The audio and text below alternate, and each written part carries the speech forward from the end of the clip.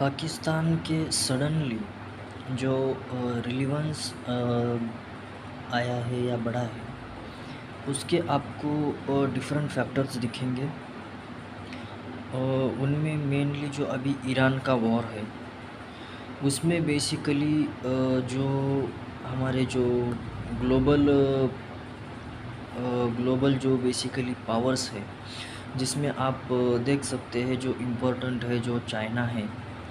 तो चाइना का एक तरीके से जो डायरेक्ट लिंक है, वो एक तरीके से थ्रू पाकिस्तान जो कि सीपेक के थ्रू भी उसका जो एक तरीके से लिंक बनता है, वो ईरान से बनता है।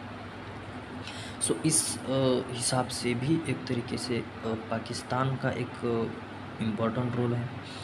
दूसरी ओर आप देखें तो रशिया भी एक मेन रसिया और चाइना एक तरीके से एक मेन पोल है इस वॉर में। तो रसिया की भी कनेक्टिविटी एक तरीके से सेंट्रल एशिया के थ्रू या पाकिस्तान के थ्रू वहाँ से आपको एक कनेक्टिविटी मिलेगी।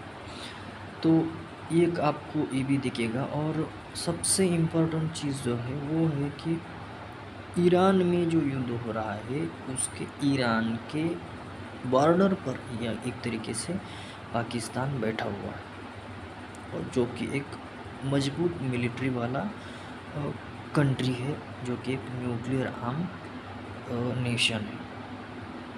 सो इसलिए हमें अभी जो है इस सिनारियो में एक तरीके से पाकिस्तान का सडनली जो एक राइज दिख रहा है इस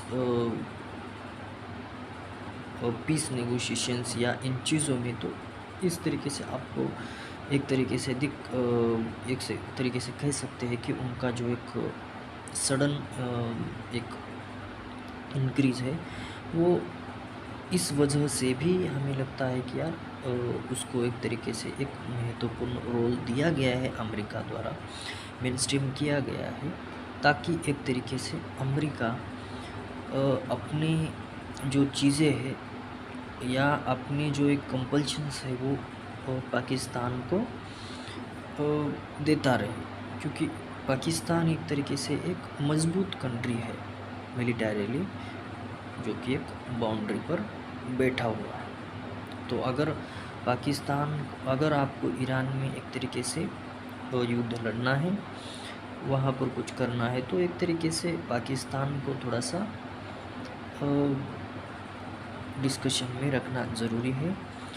और ताकि अगर पीस नेगोशिएशन में